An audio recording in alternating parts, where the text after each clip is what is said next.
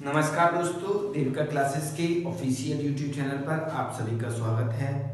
आज हम क्या पढ़ेंगे वो भी आपको कुछ ही सेकंडों में पता पड़ जाएगा। लेकिन इससे की पहली वीडियो में मैंने आपको अमेरिका की संवैधानिक योजना बताई थी। उसमें मैंने बड़े विस्तार से आपको अमेरिका के राष्ट्रपति का किस प्रकार से चुनाव होता है, उसके राष्ट्रपति पर अमेरिका के राष्ट्रपति पर किस प्रकार से महाभियोग लगता है, अमेरिका की न्यायपालिका कैसी होती है, इस सब के बारे में मैं चर्चा की थी। लेकिन आज जो हम पढ़ेंगे वो पढ़ेंगे ब्रिटिश संवैधानिक योजना। क्या हमारा जो टॉपिक होगा वो होगा ब्रिटिश संवैधानिक योजना। इसमें हमें पढ़ना क्या है? यहाँ ब्रिटिश की जगह अगर मैं यहाँ ब्रिटेन यूज करूं तो आपको चलेगा। ब्रिटेन की जगह अगर मैं यहाँ यूके यूज करूं तो भी आपको चलना चाहिए, आपको कोई दिक्कत नहीं होनी चाहिए। यूके, ब्रिटेन में, ठीक है। तो सबसे पहले हम पढ़ेंगे यूके की राज व्यवस्था की प्रकृति। यूके की राज व्यवस्था की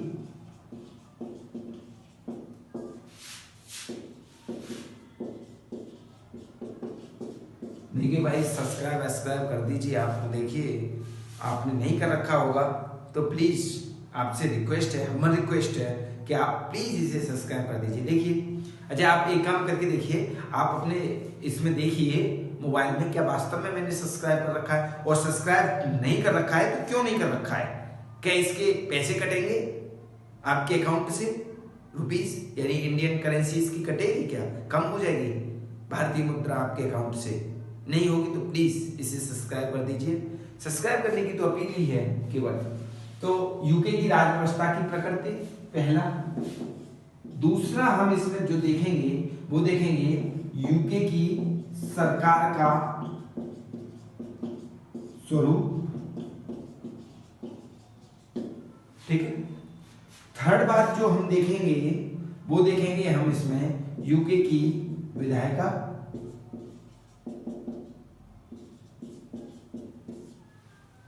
फोर्थ बात जो देखेंगे वो देखेंगे यूके की कार्यपालिका।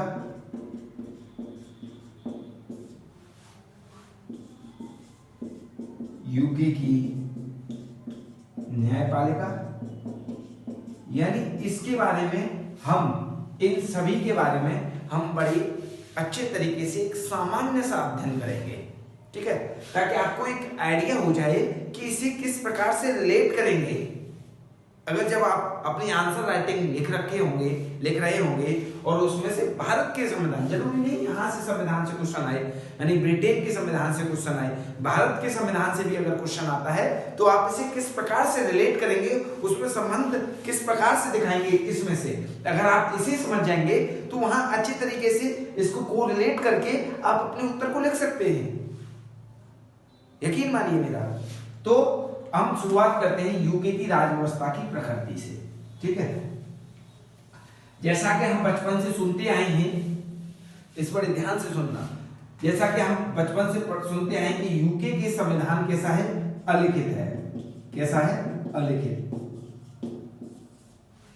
जब मैं आपको पहली, चौथी या पांचवी वीडियो में मैंने आपको लिखित और अलिखित में अंतर बताया है, बड़े अच्छे तरीके से, सुस्पष्ट तरीके से मैंने वहां स्पष्ट किया है कि लिखित संविधान कौन से होते हैं और अलिखित संविधान कौन से होते हैं। मैं यहां बता दूं कि जो भी लिखित संविधान होता है, जिन भी देशों का लिखित संविधान होता है, वहां की जो राज व्यवस्था की प्रकृति है वो संघात्मक भी हो सकती है, एकात्मक भी हो सकती है और अर्धसंघात्मक भी हो सकती है, ठीक है। तो संघात्मक भी हो सकती है, एकात्मक भी हो सकती है, अर्धसंघात्मक भी हो सकती है। लेकिन जिस भी देश का संविधान यदि अलिखित होगा वहां की राज व्यवस्था की प्रकृति हमेशा एकात्मक ही होगी। इस चीज को समझिए। अब हमें पता पड़ा कि यूके का संविधान जब अलिखित है, इसीलिए वहां के संविधान की या वहां की राज व्यवस्था की प्रकृति कैसी है? एकात्मक है, ठीक। अब हमें इतना पता पड़ गया कि यूके का संविधान अलिखित है, इसीलिए वहां की राज व्यवस्था की प्रकृति कैसी है, एकात्मक है। That's clear. इतनी बात अब मुझे लगता है कि आपको क्लियर हो गई होगी। अच्छा, किसी भी देश के संविधान की प्रकृति, संविधान यानी nature of constitution is directly proportional to nature of polity, यानी जिस भी देश का संविधान की प्रकृति जो होगी वही वहां की राज व्यवस्था की भी प्रकृति होगी। तो यहां एक बात समझिए कि यूके का संविधान अलिखित है, और अलिखित होने के कारण वहां की जो राज व्यवस्था की प्रकृति कैसी है, एकात्मक है। तो मुझे बताइए वहां का संविधान भी कैसा होगा, एकात्मक होगा। ये तो बड़ी नॉर्मल सी बातें हैं। यदि आप मेरी पहले की वीडियो को देख रहे होंगे तो आप झट से आपको ये बड़ा मामूली सा एक चुटकी बजाने जैसा लग रहा होगा। ठीक है, अब बात करते हैं आगे।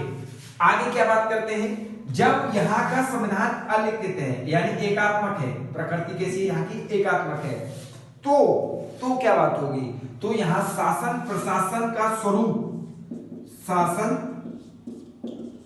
प्रशासन का स्वरूप, शासन प्रशासन का स्वरूप भी केंद्रीकृत होगा। क्या होगा, केंद्रीकृत। अब मुझे बताइए इस वाली लाइन को दोबारा से पढ़िएगा, शासन प्रशासन का स्वरूप भी केंद्रीकृत होगा। अब एकात्मक को इंग्लिश में कहते हैं यूनिटरी सिस्टम।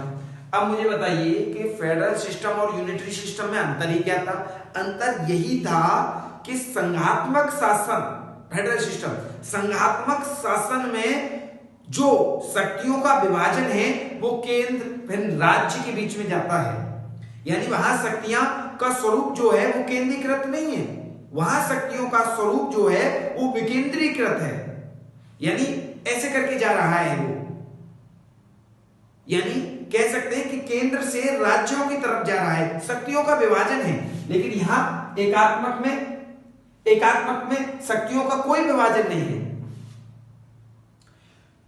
क्यों नहीं है? अब एक प्रश्न ये भी उठ सकता है कि बताइए अगर ब्रिटेन का संविधान एकात्मक है तो उसके पीछे कारण क्या है, उसके पीछे निहित कारण क्या है?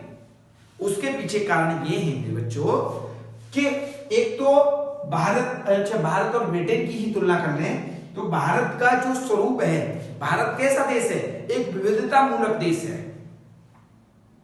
यानी यहां कदम कदम पर भाषा बोलने वाले, अलग अलग भाषाएं बोलने वाले, अलग अलग जाति अपनाने वाले, अलग अलग पंथ, अलग अलग धर्म अपनाने वाले लोग मिल जाएंगे आपको, यानी यहाँ पर बहुत प्रकार की विविधता पाई जाती है। लेकिन क्या आपको पता है यूके में लगभग कमावेश एक ही प्रकार के लोग रहते हैं, अलग अलग, वहां ज्यादा विविधता नहीं है, वहां ज्यादा भाषा के आधार पर के आप तमिल बोलेंगे, आप 22 भाषाएं हमारे संविधान में, आपको लगता है यूके के संविधान में 22 भाषा होंगी? बताइए। वहां पर हमारे यहाँ रंग के आधार पर भी भेद हो जाता है, हमारे यहाँ जाति के आधार पर हो जाता है। आपको लगता है कि ब्रिटेन में जातियां चलती होंगी? तो मुझे बताइए एक छोटा सा क्षेत्रफल वाला देश अपेक्षाकृत भारत के, एक छोटी सी जनसंख्या वाला देश अपेक्षाकृत भारत के, तो वहां पर एकात्मक स्वरूप यानी एक ही शक्ति काम करती रहेगी आराम से। और भारत में यदि एक ही संस्था के पास में यदि सारी शक्तियां देती जाए तो वो किसी भी मजहब का तो फायदा कर सकता है और किसी भी मजहब का नुकसान कर सकता है। मान के चलिए एक ही शक्ति को दे दिया है, तानाशाह हो गई। अब समस्या यही थी कि भारत ने संघात्मक अपनाया और इन्होंने एकात्मक रहने दिया, क्योंकि यहां अलिखित था। और जब भी अलिखित संविधान जिस भी देश का होगा वहां की राज्य व्यवस्था की प्रकृति हमेशा एकात्मक होगी। और एकात्मकता का अर्थ है कि शासन प्रशासन का स्वरूप भी केंद्रीकृत होगा। ठीक, अब आप इस वीडियो को देख रहे हैं तो निश्चित है कि आप अच्छे स्तर की पढ़ाई कर रहे होंगे, ये भी निश्चित है। और जब आप अच्छे स्तर की पढ़ाई कर रहे हैं, कोई तो कसमें वादे खा करके आया होगा, वादे करके आया होगा, अच्छा तूने मेरा रिश्ता ठुकरा दिया तो मैं भी अब तुझे कुछ बन करके दिखाऊंगा, हिल जाएगा उसका दिमाग। या कोई किसी लड़के ने ठुकरा दिया होगा तो वो लड़की कसम खा करके आई होगी। तो यहाँ इस वाले स्तर पर कसमें वादे चलते रहते हैं। तो आगे बढ़ते हैं। जब शासन और प्रशासन का स्वरूप केंद्रीकृत होगा तो यहाँ पर जो होगी वो न्यायपालिका के पास में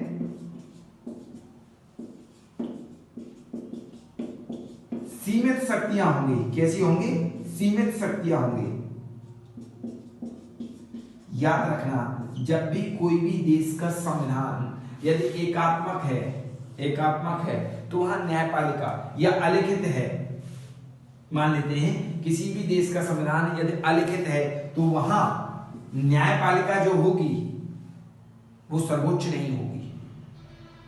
भारत में न्यायपालिका सर्वोच्च है कार्यपालिका और विधायिका से, क्योंकि वहां का संविधान लिखित है न कि अलिखित। और जहां भी जिस भी देश का संविधान अलिखित होगा वहां न्यायपालिका थोड़ी सी हिली हुई होगी, न्यायपालिका के पास में थोड़ी सी शक्तियां कम होंगी। अब यहां न्यायपालिका के पास में सीमित शक्तियां हैं अपेक्षाकृत विधायिका के, यहां विधायिका सर्वोच्च मानी जाती है। तो न्यायपालिका के पास में सीमित शक्तियां होंगे। तो आपने, मुझे लगता है कि यूके की राज्य व्यवस्था की प्रकृति बातों ही बातों में समझ ली होगी। क्यों समझी नहीं है? समझनी यही है।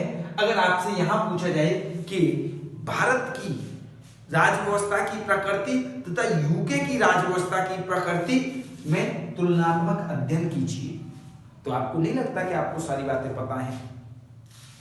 आप 150 शब्दों में 200 शब्दों में नहीं लिख देंगे, इसकी मूल बातें तो आपको पता ही पड़ गई। बाकी का किताब पढ़ेंगे तो सारा का कहानी वहानी जो भी है वो पेल देंगे इसमें। मूल बातें तो यही है ना। और मूल बातों को नहीं लिखेंगे, तमाम अगड़म झगड़म लिखते रहो, उससे कुछ नहीं, काट करके 1 नंबर दे देगा 10 नंबर का। ठीक है, तो आगे बढ़ते हैं। आगे था कि सरकार का स्वरूप, यूके की सरकार का स्वरूप।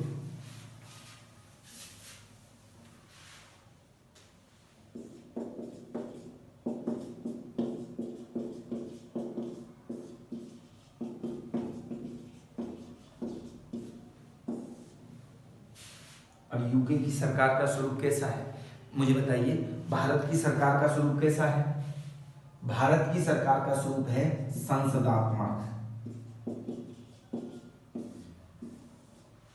अब देखिए, मैं जो भी क्वेश्चन आपसे पूछूं, अगर आप लाइव होते तो मैं पूछता, अगर लाइव नहीं है, भले ही हमारे आपके बीच में ये कैमरा है, लेकिन इसका मतलब ये नहीं कि मैं जब भी क्वेश्चन पूछने की एक्टिंग किया करूं। ये एक्टिंग ही है, ऑनलाइन में तो एक्टिंग ही है। तो जब भी मैं आपसे क्वेश्चन पूछने की एक्टिंग किया करूं तो आप उसका उत्तर अपने मन में दे दिया करिए। अब मैंने पूछा कि बताइए भारत की सरकार का स्वरूप कैसा है, तो संसदात्मक है।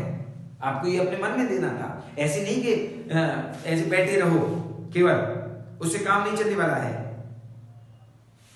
तो भारत की सरकार का स्वरूप संसदात्मक है और इंग्लैंड की भी सरकार का स्वरूप कैसा है? संसदात्मक है। याद रखना, 2 प्रकार के स्वरूप मैंने बताए थे मुख्य रूप से, अध्यक्षात्मक स्वरूप और संसदात्मक स्वरूप। अमेरिका में संघात्मक शासन है, भारत में भी अमेरिका में राज्य व्यवस्था की जो प्रकृति है वो संघात्मक है, लेकिन यूके में एकात्मक है। भारत और यूके की राज्य सरकार का जो स्वरूप है वो संसदात्मक है, जबकि अमेरिका का अध्यक्षात्मक है। और संसदात्मक और अध्यक्षात्मक में क्या अंतर है? अध्यक्षात्मक सरकार जो होगी वहां सरकार का प्रमुख और संविधान का प्रमुख एक ही व्यक्ति होगा। सरकार का प्रमुख और संविधान का प्रमुख एक ही व्यक्ति होगा, लेकिन यहां पर यूके की सरकार का स्वरूप में संसदात्मक व्यवस्था में सरकार का प्रमुख कोई अलग व्यक्ति होगा और संविधान का प्रमुख कोई अलग व्यक्ति होगा। यहां संविधान का प्रमुख जो होगा संसदात्मक व्यवस्था में, भारत में संविधान का प्रमुख राष्ट्रपति है, जबकि यहां संविधान का प्रमुख एक राजा है। राजशाही प्रणाली के अंतर्गत इसका लोकतंत्र आया था, उसे आगे बताएंगे हम। तो यूके की सरकार का स्वरूप कैसा है? संसदात्मक है। और संसदात्मक व्यवस्था कौन सी होती है? संसदात्मक स्वरूप कौन सा होता है? जहां संविधान का प्रमुख और सरकार का प्रमुख दोनों अलग अलग व्यक्ति हों। तो मुझे बताइए यूके का संवैधानिक प्रमुख कौन है?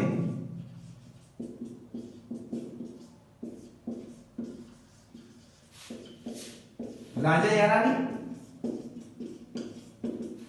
और सरकार का प्रमुख कौन है?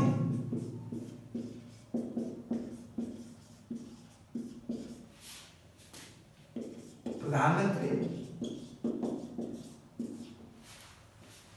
ठीक है, संविधान का प्रमुख राजा या रानी, सरकार का प्रमुख है प्रधानमंत्री। ठीक। एक और बात होती है संसदात्मक में। संसदात्मक में 3 संस्थाएं होती हैं, जो उसमें भी होती हैं, अध्यक्षात्मक में भी। कार्यपालिका, इसे मैं रफ कर देता हूं।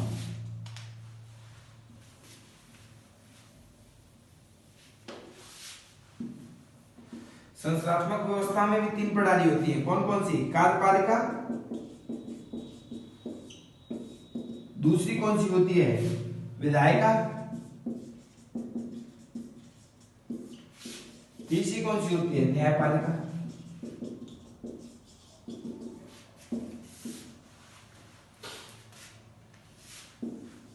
देखिए अध्यक्षात्मक में इस चीज को समझना, अध्यक्षात्मक शासन प्रणाली में कार्यपालिका अपना अलग काम करती है, यानी ये स्वतंत्र संस्था है, और विधायिका स्वतंत्र संस्था है। न्यायपालिका तो दोनों में ही स्वतंत्र संस्था है, चाहे अध्यक्षात्मक शासन प्रणाली हो चाहे संसदात्मक शासन प्रणाली हो। लेकिन जब भी संसदात्मक शासन प्रणाली होगी तो जो कार्यपालिका है वो विधायिका में से ही निकलेगी, यानी ये दोनों जो होंगे वो समरूप काम करेंगे। और जब ये दोनों और ये दोनों ये बिल्कुल अलग स्वतंत्र काम करेंगे, यानी विधायिका और न्यायपालिका कैसी होगी? स्वतंत्र होगी। कार्यपालिका और न्यायपालिका कैसी होगी? स्वतंत्र काम करेगी। लेकिन संसदात्मक स्वरूप की बात कर रहा हूं मैं। संसदात्मक स्वरूप में कार्यपालिका विधायिका का ही एक पार्ट है, यानी कि विधायिका के ही सदस्य कार्यपालिका में ऐड हो जाते हैं और कार्यपालिका नामक एक संस्था अलग बन जाती है। ठीक है, तो यह है सरकार का संसदात्मक स्वरूप।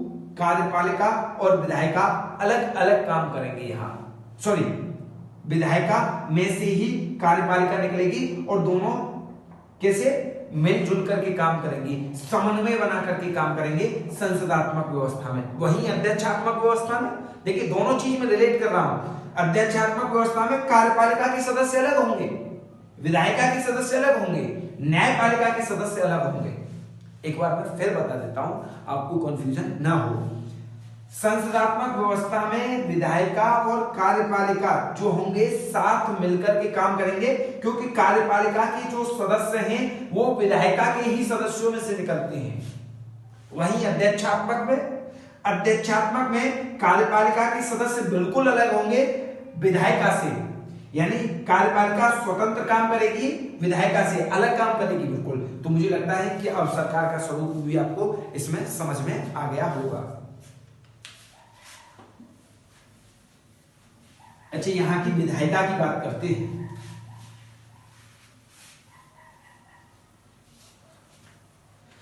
अब मुझे बताइए, जब भी किसी भी देश का, देखो बहुत इंपॉर्टेंट बात बताने वाला हूं मैं, यहां की विधायिका की बात करते हैं। यूके की विधायिका, जब भी किसी देश का जो राज्य व्यवस्था की प्रकृति होगी वो संघात्मक होगी, तो आप मुझे बताइए शक्तियों का विभाजन होगा किसके बीच में? केंद्र और राज्यों के बीच में। जब भी एकात्मक, विधायिका का मतलब है, सॉरी, यहां की प्रकृति कैसी है? एकात्मक है। तो मुझे बताइए संघात्मक में तो दोहरी का अर्थ क्या है? कि एक राज्यसभा होती है और एक लोकसभा होती है। किसमें? संघात्मक में। भारत में बात कर रहा हूं। अमेरिका में एक प्रतिनिधि सभा होती है और एक सीनेट सभा होती है। राज्यसभा यहां राज्यों का प्रतिनिधित्व करती है। सीनेट में सीनेट राज्यों का प्रतिनिधित्व करती है। ठीक, सीनेट राज्यों का प्रतिनिधित्व करती है, राज्यसभा भी राज्यों का प्रतिनिधित्व करती है। अब मुझे बताइए कि यहाँ एकात्मक शासन है, यहाँ राज्य सरकार जैसी कोई चीज नहीं है, तो यहां पर जो विधायिका होगी, समझ रहे हैं इस चीज को, बिल्कुल ध्यान से सुनना, तो विधायिका के कितने अंग होंगे, यानी एक ऐसी हो जहां पर राज्यों का कोई मतलब ना हो, राज्यों का कोई मतलब ना हो। एकात्मक व्यवस्था में कोई राज्यों का मतलब नहीं है, तो राज्यों का जब मतलब नहीं है एकात्मक व्यवस्था में, तो आप मुझे बताइए यहां राज्यों के प्रतिनिधि कोई संस्था ऐसी करेगी? नहीं करेगी। लेकिन इंग्लैंड में एक विशेष बात है कि यहां पर दो हैं, कौन कौन से, एक लॉर्ड सभा और एक कॉमन सभा। कॉमन सभा और लॉर्ड सभा। अब ये इंग्लैंड की बात कर रहा हूं मैं, भारत की बात करूं तो भारत में कैसी है व्यवस्था? संघात्मक व्यवस्था है। यहां पर भी दो सदन है, यहां पर भी दो सदन है, यहां पर है लोकसभा और यहां पर है राज्यसभा। लोकसभा क्या कर रही है? लोकसभा लोगों का प्रतिनिधित्व कर रही है।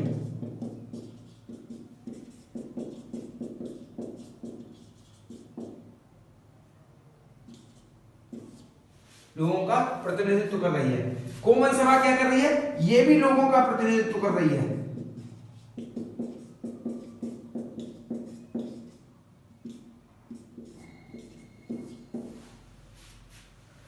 राज्यसभा राज्यों का प्रतिनिधित्व कर रही है।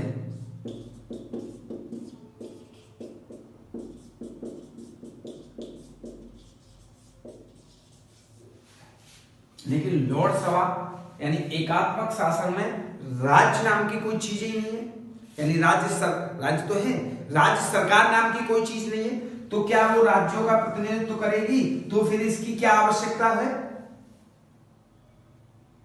भाई? सीनेट में राज्यों का प्रतिनिधित्व कर रही थी सीनेट, अमेरिका में सीनेट राज्यों का प्रतिनिधित्व कर रही थी, भारत में राज्यसभा राज्यों का प्रतिनिधित्व कर रही है। अब मुझे बताइए, जब यहां राज्य सरकार नाम की कोई चीज नहीं है, जो कि एकात्मक शासन है, शासन प्रशासन का स्वरूप केंद्रीकृत है, तो यहां राज्यों का प्रतिनिधित्व नहीं कर रही है, तो ये क्यों है? ये ऐसे ही है, टाइम पास के लिए, टाइम पास के लिए है।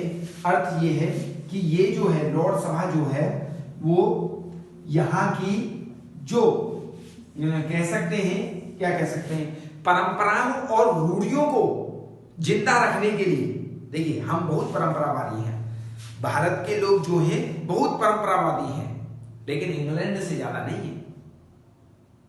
हम अपनी रूढ़ियों का बहुत ध्यान रखते हैं, यानी प्राचीन चीजें जो शुरू से चलती आ रही हैं, दादी अम्मा के समय से, दादाजी के समय से, हम उनको आज भी मानते हैं, भले ही उसका कोई महत्व ना हो, हम अपने आप में ऐसा समझते हैं। लेकिन ये लोग तो हमसे भी ज्यादा परंपरावादी हैं, हमसे भी ज्यादा रूढ़िवादी हैं। तो यानी कि कह सकते हैं कि यह परंपरा को और रूढ़ियों को, परंपराओं और रूढ़ियों को बचाने के लिए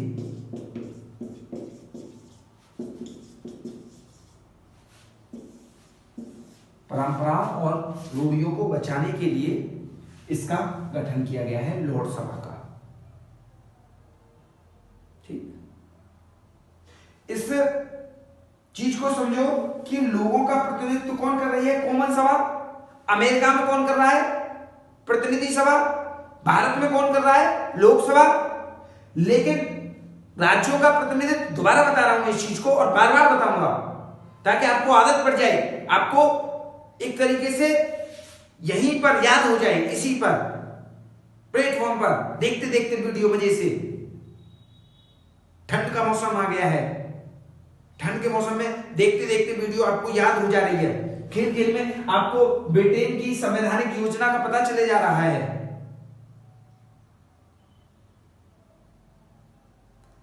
तो आप मुझे बताइए कि लोकसभा परंपरा और रूढ़ियों को बचाने के लिए, जिंदा रखने के लिए, मान लीजिए कोई कानून का विशेषज्ञ है तो उसे क्या कह दिया, लॉ ऑफ लॉर्ड। यहां पर पुरुषों को लॉर्ड बोला जाता है, इस सभा के सदस्यों को पुरुषों को लॉर्ड्स बोला जाता है, महिलाओं को लेडी बोला जाता है। अच्छा अब आप मुझे बताइए, देखिए इस चीज को यहीं रोक दीजिए, अब यहां आइए मेरे साथ। 1688 से पहले, 1688 से पहले ब्रिटेन में लोकतंत्र नहीं हुआ करता था। ब्रिटेन में राजशाही हुआ करती थी, मोनार्की हुआ करती थी, राजतंत्र चला करता था लोकतंत्र की जगह, यानी राजा का बेटा राजा बनेगा। लेकिन वहां के लोगों ने डिमांड की कि हमें क्या चाहिए, लोकतंत्र चाहिए, डेमोक्रेसी चाहिए। और वो डिमांड कब की, 1688 के बाद में एक क्रांति हुई वहां, और लोगों की मांगों को बड़े आसानी से मान लिया गया। वहां के राजाओं के द्वारा इस चीज को सोचिए आप, अगर भारत में ऐसे मांग मानी, जब तक खून की नदियां नहीं बह जाती तब तक कोई मांग नहीं मानी जाती यहां पर। लेकिन इंग्लैंड में बड़े ही शांति तरीके से लोगों की मांग को मान लिया गया, और वहां पर राजशाही की जगह पर, राजतंत्र की जगह पर 1688 के बाद में लोकतंत्र बना दिया गया। अब ये विश्व में गौरवमयी क्रांति के नाम से जानी जाती है, यानी यहां रक्त का एक कतरा नहीं बहा, एक बूंद नहीं गिरी, ऐसी क्रांति इंग्लैंड में ही देखने के लिए मिल सकती है। आप इस चीज से सोचिए थोड़ा सा। इसे ग्लोरियस रिवॉल्यूशन का नाम दिया गया, गौरवमयी क्रांति। और इन लोगों ने भी सोचा, अब मैं बता रहा हूं कंसेप्ट, कि राजा रानी यानी राजशाही से, राजतंत्र से इंग्लैंड में राजशाही लोकतंत्र कैसे स्थापित हुआ, यानी राजा का भी शासन है और लोकतंत्र भी है। तो जब यहां के लोगों ने, जो क्रांति का नेतृत्व कर रहे थे, यहां के लोगों ने जब देखा कि हमारी मांगों को बड़ी आसानी से बिना रक्त को बहाए इंग्लैंड की सरकार ने जब मान लिया है, इंग्लैंड के राजाओं ने मान लिया है, सरकार कह सकते हैं राजाओं को जब, तो हमें इनको, इनके सम्मान में कुछ ना कुछ तो करना चाहिए। भले ही इनके पास में शक्तियां ना हो, भले ही ये शक्ति विहीन हो, लेकिन हमें क्या करना चाहिए कि हमें इनको कुछ सम्मान के लिए देना चाहिए। भले ही शक्तियां प्रधानमंत्री पर हो, लेकिन राजा के पास सम्मान के लिए इसे संवैधानिक प्रमुख बना देना चाहिए, और बना दिया। राजा का बेटा राजा ही बनता आ रहा है आज तक, उसी की ये वो है सिस्टम। कॉमन सभा के सदस्य 5 वर्षों के लिए चुने जाते हैं, और लोकसभा के सदस्यों का कोई कार्यकाल निश्चित नहीं है। कुछ समय पहले तक तो, 90 के दशक से पहले तक तो यहां पर किसी व्यक्ति का तो कार्यकाल जीवन भर, यानी लाइफ टाइम, आप इसके सदस्य बन जाइए, आप लाइफ टाइम, आपको हटा नहीं सकता है कोई। इसके सदस्यों, इसमें कितने सदस्य होंगे इसका भी कोई क्राइटेरिया नहीं है, लेकिन वर्तमान में 800 सदस्य हैं इसके। अब मुझे लगता है कि आप यहाँ की विधायिका को समझ गए होंगे कि कॉमन सभा क्या काम करती है, लोकसभा क्या काम करती है। अब आप मुझे बताइए, क्वेश्चन ये आ जाए कि क्वेश्चन बनाते हैं, चलो, कि भारत और इंग्लैंड में संसदात्मक स्वरूप होने के बावजूद भी लोकसभा और राज्यसभा किस प्रकार से भिन्न है, आप चर्चा कीजिए। अब आपको नहीं लगता कि आप इसकी मूल बातों को पहचान चुके हैं, जो समझने वाली चीज है? बाकी की स्टोरी तो आप किताब में से देख ही लेंगे। मैं वही बता रहा था कि अगर राज्यसभा के बारे में अन्य देशों से किस प्रकार से क्वेश्चन आ गया, मान लीजिए यहां से बना लेते हैं कि भारत की राज्यसभा अन्य देशों की, यानी कह सकते हैं कि भारत की वह संस्था जो राज्यों का प्रतिनिधित्व करती है वो अन्य देशों से किस प्रकार से भिन्न है। तो आप यहां पर इंग्लैंड का उदाहरण दे सकते हैं। यह किस प्रकार से समान है, सीनेट और राज्यसभा किस प्रकार से समान है, या राज्यसभा और लोकसभा किस प्रकार से भिन्न है, आप ये नहीं बता सकते। आपको इसकी मूल बात तो पता ही है, और जब मूल ही बात हमको पता रहनी चाहिए, समझ रहे इस चीज को। जब तक मूल बात हमको नहीं पता होंगी तब तक गड़बड़ है मामला। तो मुझे लगता है कि अब ये आपकी समझ में आ गया होगा, इतनी बकैती हुई है इसमें।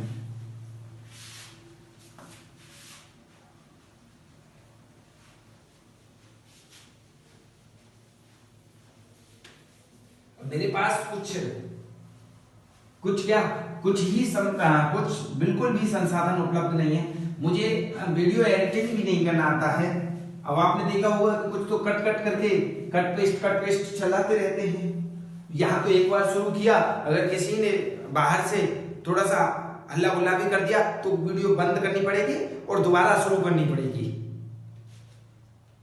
मान लो 50 मिनट की मैं वीडियो बना रहा हूं और 40 मिनट पर आकर के 45 मिनट पर आकर के किसी ने मेरा गेट बजा दिया, तो मुझे दोबारा से आपके लिए, या मान लीजिए लाइट चली गई, अंधेरा हो गया, तो मुझे दोबारा से आपके लिए वीडियो बनानी पड़ेगी। तो इसीलिए कहता हूं भाई सब्सक्राइब कर दीजिए, शेयर करिए, थोड़ा सा मेहनत दिखनी चाहिए, निकलनी चाहिए, समझे। अब पढ़ते हैं हम, यहां पर हमने विधायिका पढ़ी, यूके की कार्यपालिका।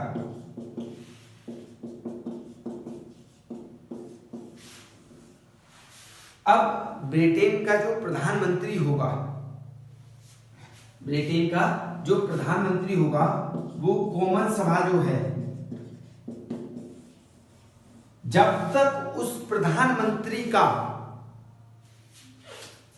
आपको पता ही है कि इस कॉमन सभा में से ही कार्यपालिका निकलेगी, जब तक प्रधानमंत्री को कॉमन सभा का विश्वास प्राप्त रहेगा तब तक वो इंग्लैंड का प्रधानमंत्री है। और जिस दिन विश्वास गिर गया कॉमन सभा में, उस दिन प्रधानमंत्री भी गए काम से। ठीक उसी प्रकार से भारत में है, भारत के प्रधानमंत्री तब तक है, भारत की लोकसभा है तब प्रधानमंत्री है, याद रखना। प्रधानमंत्री से लोकसभा नहीं है बल्कि लोकसभा से प्रधानमंत्री है। ठीक इसी प्रकार से कॉमन सभा से यूके का प्रधानमंत्री है, यूके के प्रधानमंत्री से कॉमन सभा नहीं है। That's clear. इतनी बात आपको समझ में आ गई होगी। यानी कि यूके की कार्यपालिका का प्रमुख कौन होगा? प्रधानमंत्री होगा। और प्रधानमंत्री किसका नेता होगा? कॉमन सभा का नेता होगा। जैसे भारत का प्रधानमंत्री लोकसभा का नेता होता है, लोकसभा में यदि भारत के प्रधानमंत्री को विश्वास प्राप्त है तब तक वो भारत का प्रधानमंत्री है। ठीक इसी प्रकार से यूके में भी कॉमन सभा का जब तक विश्वास प्राप्त होगा वो यूके का प्रधानमंत्री रहेगा, चाहे फिर यूके की मंत्रिमंडल हो। अगर भारत में कैसा होता है, भारत में यूके का, भारत का प्रधानमंत्री यदि इस्तीफा दे देता है तो पूरे का पूरा मंत्रिपरिषद भंग। यानी अब यहां कह सकते हैं कि भारत का प्रधानमंत्री से मंत्रिपरिषद है, न कि मंत्रिपरिषद से भारत का प्रधानमंत्री है। तो कार्यपालिका में ज्यादा कुछ नहीं है, बस इतना ही कि कॉमन सभा में से ही जिसको लोग पसंद करेंगे, यानी जिस पर बहुमत होगा वो प्रधानमंत्री बना देंगे, और वही प्रधानमंत्री की सरकार ही क्या कहलाती है? कार्यपालिका कहलाती है। ठीक है, अब वीडियो खत्म होने की कगार पर है, केवल एक टॉपिक बचा है इसमें से, न्यायपालिका।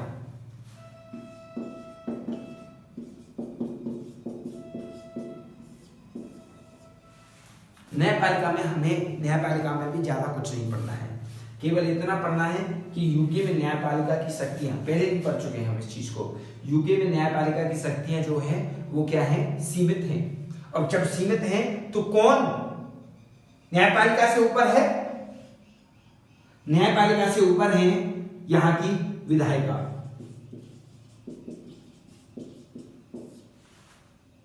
विधायिका के बाद में आती है न्यायपालिका, और न्यायपालिका के बाद में आती है कौन? कार्यपालिका। यानी कार्यपालिका बाद में आती है। जो न्यायपालिका है, यूके की न्यायपालिका और यूएसए की न्यायपालिका, यूएसए की न्यायपालिका को यहां दर्जा मिला हुआ था, यानी विधायिका और कार्यपालिका दोनों से अग्रणी स्थान रख रही थी यूके की न्यायपालिका, लेकिन इंग्लैंड की न्यायपालिका विधायिका से नीचे है। यानी यूके की न्यायपालिका कह सकते हैं कि विधायिका के कार्यों की समीक्षा नहीं कर सकती, समीक्षा नहीं कर सकती।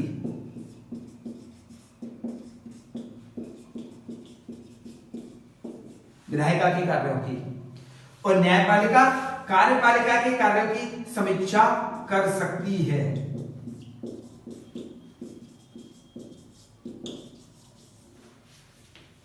तो अब आपको पता पड़ गई कि भारत की न्यायपालिका और अमेरिका की न्यायपालिका और ब्रिटेन की न्यायपालिका में क्या अंतर है। ठीक है, अब यहां पर मैं एक चीज और बताता हूं यहां की विधायिका से। अब देखिए, तीनों में थोड़ा सा अंतर स्पष्ट कर लेते हैं हम, और उसके बाद में इस लेक्चर को खत्म करेंगे। 5 मिनट की और बात है, तो थोड़ी सी जमे रहिए हमारे साथ। यहां पर हम बात कर रहे हैं ब्रिटेन की यानी यूके की, यहां बात करेंगे हम इंडिया की, और यहां बात करेंगे हम यूएसए की। यूके में भी 2 सदन है केंद्रीय विधायिका में, यहां पर भी 2 सदन है, और यहां पर भी 2 सदन है। हालांकि होने नहीं चाहिए थे यूके में 2 सदन, लेकिन क्या करें, अपनी परंपरा और रूढ़ियों को जिंदा रखने के लिए वहां पर 2 सदन बनाए हैं उन्होंने, कोई दिक्कत नहीं। जबकि इंडिया और यूएसए में तो होने चाहिए, क्योंकि यहां पर संघात्मक शासन है। यहां कैसा शासन है? एकात्मक। यहां कैसा शासन है? संघात्मक। यहां कैसा शासन है? संघात्मक। संघात्मक का अर्थ यह है कि यहां शक्तियों का विभाजन है केंद्र तथा राज्यों के बीच में, लेकिन यहां शक्तियों का विभाजन नहीं है। यहाँ केंद्र में निहित है, और केंद्र में निहित है तो राज्य सरकार जैसी कोई संस्था नहीं है, और जब राज्य सरकार जैसी संस्था नहीं है तो 2 सदन किस बात के। लेकिन परंपराओं और रूढ़ियों को जिंदा रखने के लिए इसमें अपवाद स्वरूप 2 सदन है। कौन कौन से? इसमें कॉमन सभा,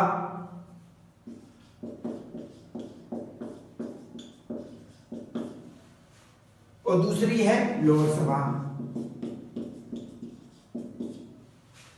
इंडिया में लोकसभा और राज्यसभा, यहां पर हाउस ऑफ रिप्रेजेंटेटिव, और दूसरी कौन सी है? सीनेट। यही तो है। अब मुझे बताइए, कॉमन सभा जो काम करती है वही काम लोकसभा करती है कि नहीं करती है? बिल्कुल करती है। यही लोगों का प्रतिनिधित्व करती है, यही यहां पर भी लोकसभा लोगों का प्रतिनिधित्व करती है। जो काम लोकसभा करती है वही काम हाउस ऑफ रिप्रेजेंटेटिव करता है कि नहीं करता है? बिल्कुल करता है, बिल्कुल करता है साहब। यहां पर मैं राइट का निशान लगा देता हूं। कॉमन सभा और हाउस ऑफ रिप्रेजेंटेटिव सेम काम करती है कि नहीं करती है? बिल्कुल करती है।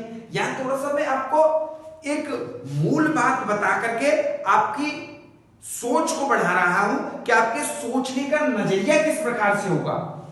अब आपको इसे पढ़ने के बाद में एक कॉन्फिडेंस आपके अंदर आएगा। ये मान लीजिए कि बहुत आप एक ऐसा महसूस करेंगे कि वास्तव में कुछ नई चीजों का हमने आज ग्रहण किया है। जो काम राज्यसभा करती है क्या वही काम सीनेट करती है? बिल्कुल करती है। अब मुझे बताइए, जो काम लोकसभा करती है क्या वह काम राज्यसभा करती है? बिल्कुल नहीं करती। क्योंकि राज्यसभा क्या करती है? राज्यसभा राज्यों की प्रतिनिधित्व मूलक सभा है, यानी राज्यों का प्रतिनिधित्व राज्यसभा में होता है। सीनेट क्या काम करती है? सीनेट भी राज्यों की प्रतिनिधि मूलक सभा है, राज्यों की प्रतिनिधित्व करती है। क्या लोकसभा राज्यों का प्रतिनिधित्व करती है? नहीं करती है। तो लोकसभा और राज्यसभा कैसे भिन्न हो सकते हैं? बिल्कुल नहीं हो सकते। और लोकसभा और सीनेट ये भी बिल्कुल नहीं। क्या मतलब है? अब मुझे समझ में, आप मुझे लगता है कि आपको समझ में आ गया होगा। अब मुझे बताएं, आप कमेंट करके बताएं कि आपको ये वीडियो कैसी लगी। और इसके बाद में जो हमारा जो आगे का लेक्चर होगा, मैं आपको बता दूं, स्विट्जरलैंड की संवैधानिक योजना के बारे में बात करेंगे हम। स्विट्जरलैंड के बाद में जर्मनी के बाद में फ्रांस। आपको तमाम उन संवैधानिक योजनाओं के बारे में अवगत कराया जाएगा जिससे आप लाभान्वित हो सके और आपको लगे कि हाँ, हम सही प्लेटफॉर्म पर खड़े हैं, बिल्कुल दौड़ने की जरूरत है अब हमें। तो थोड़ा सब्सक्राइब भी कर दिया करिए कभी, तो कोई नहीं मन है, आपका जमीर इतने पर भी मर गया है तो कोई जरूरत नहीं है मुझे। ठीक है, आज के लिए इतना ही। धन्यवाद, बहुत बहुत धन्यवाद आपका।